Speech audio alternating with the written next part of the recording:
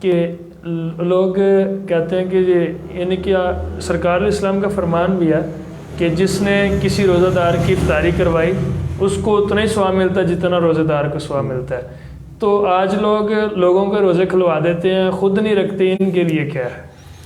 اس کے لیے میں ایک بات سمجھانے کے لیے یہ پہلے ایک بات عرض کروں گا، پھر آپ کی بات کی وضاحت کروں۔ جی جی۔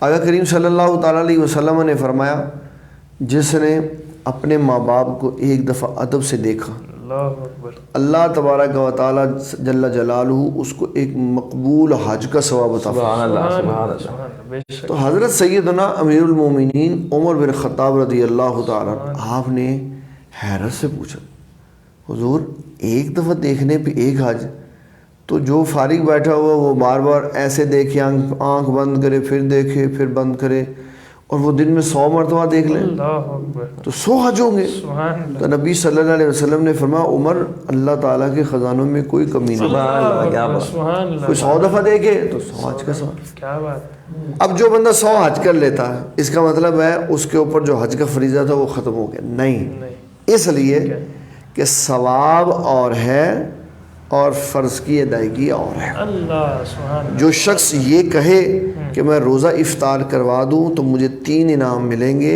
گناہ معاف ہو جائیں گے، اللہ تعالیٰ دوزخ کی آگ سے گردن آزاد کر دے گا، اور اتنا ثواب ملے گا جتنا روزہ رکھنے والے کو۔ تو میں روزہ نہ رکھوں اس کو فوری طور پر یہ بتائیں کہ رسول اکرم شفیع معظم صلی اللہ تعالیٰ علیہ وسلم نے فرمایا اگر کسی شخص نے رمضان المبارک میں ایک روزہ جان بوجھ کے نہ رکھا اللہ، تو پھر وہ تا زندگی روزے رکھتا رہے اللہ، اور سب کا ثواب اکٹھا کر لے، اس ثواب کو نہیں پا سکتا جو اللہ تعالیٰ نے ایک فرض روزہ رکھنے پہ اس کو دینا تھا۔ اللہ اکبر، سبحان اللہ۔ تو یہ خام خیالی یا یہ وسوسہ شیطان ہے کہ میں ایک روزے دار کا روزہ افطار کروا لوں تو مجھے پھر روزہ رکھنے کی ضرورت ہے۔